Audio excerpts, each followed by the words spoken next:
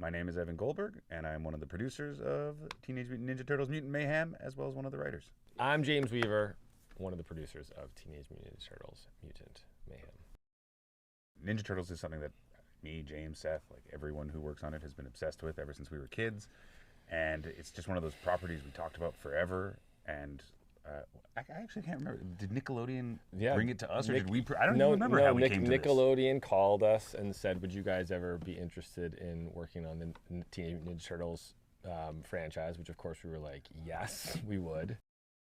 The thing that people have yet to really mine, we felt like, for this franchise, at least in the most recent versions, is like, this is a movie about teenagers and youth and what it is to be growing up. It is a little bit of it's just inherently a coming of age story, or at least has the ability to be that.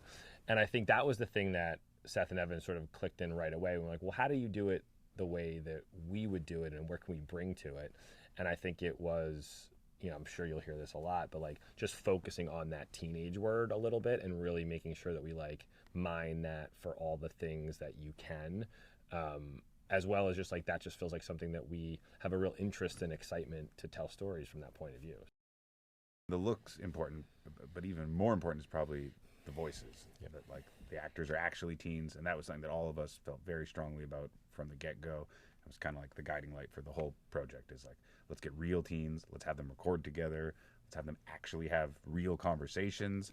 Because like most people don't understand that animated films, like, well, they'll have someone come in and then someone come in 4 months later and they're having a conversation in the movie, but they've literally never met each other, and one of them's in London, one of them's in LA, and like we got 4 real teens in a room, and they were actually like some of the best moments in the whole movie, some of the biggest laughs are just the 4 of them riffing. The reason why we wanted Jeff Rowe so badly is because The Mitchells versus the Machines is a 10 out of 10 movie. It's just like unbelievable. The animation was so innovative and fun.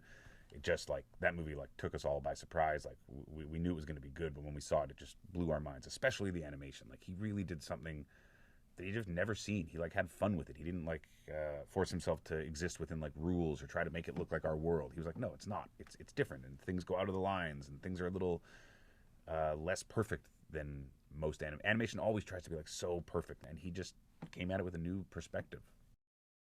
It probably is worth saying that like one of the things that will always make the Turtles, for as long as we get to work on, or anyone, it makes it an idea and characters that people connect to, is there is true clarity with each of them of like they are this kind of person, and not, as like seeing how the guys could write with that in mind. That's an incredible like joke skill opportunity to use. It also like really allows us to like figure out how to emotionally connect. But like I think that's probably one of the real like core DNA things about the Ninja Turtle franchise, is like you know what kind of character in like one word each of these turtles is, and that allowed us to like, in terms of looking for like who can embody that in a modern way, in a way of like a 2023 movie. We really wanted at the core for it to be about these kids who just want to be accepted.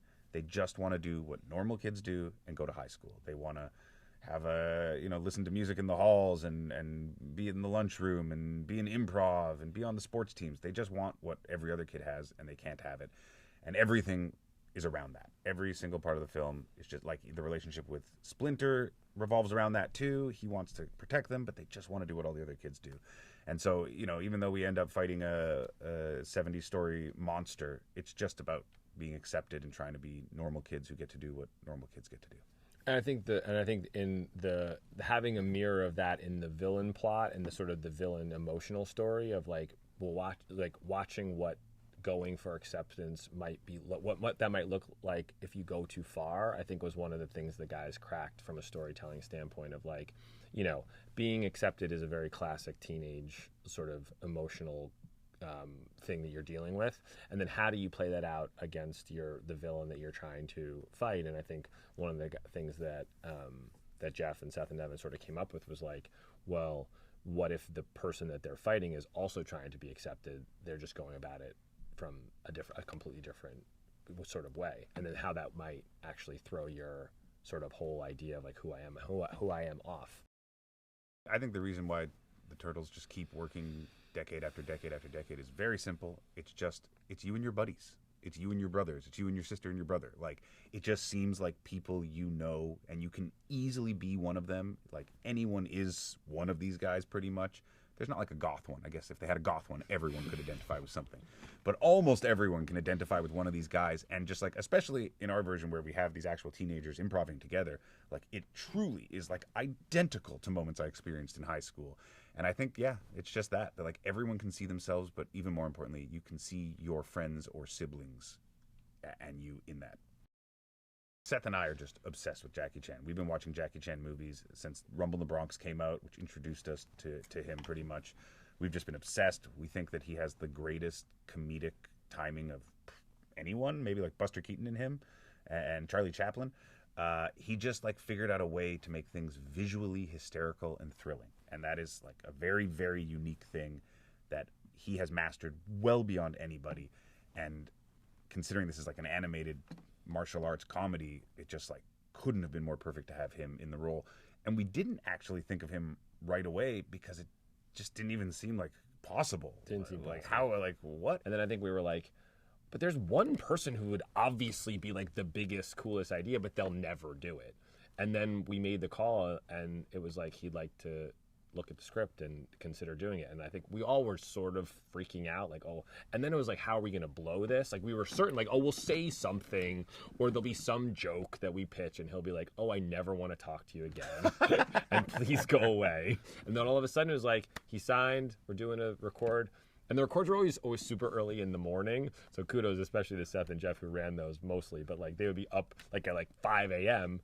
and they're riffing with Jackie Chan. And he's doing their, the lines that are written. He was coming up with like funny ideas. And he was like a dream. Like, he's like, do you have what you need? Do you want me to do it again? When he came in, we were all very excited, of course. And me and Seth and James have met him before. So our initial starstruckness was not there. We were just ready to rock, and we were like, let's do this thing. But you forget that he is like a master of words. Like, he is a rapper. This is what he does. And like, he just went like 0 to 60, stayed at 60 the whole time, like bam, bam, bam, bam. And he'd be like, I got an idea. Let's do it again. Like, I've never seen someone take less breaks and deliver more faster. Like, he delivered. Like, if you know how much time he recorded in total for how much he's in the film, it's astounding. Yeah. Like, he just nailed, like, most of his lines he got on the first try, which is just never the case. We went through a lot of ideas for who April could be. I think that Jeff very early on had a very strong take on the design of the character. Like, he really had some interesting thoughts about like how April should sort of be, should be in the movie. Io was able to do both this dramatic is an incredible actor, but she's really funny. I mean, she's just a genuine comedian. So when she came in Red, it was clearly, like, it was so obvious it was her. I think people can expect an awesome teenage comedy at the center of it all, and then you just layer a bunch of ninja action on top of that, and mutants. Those three things. I think we made as funny a movie as we've ever made that also has like an incredibly great action element to it. And I'm just excited I can show my child a movie I've made finally. So frankly, this is all for my son.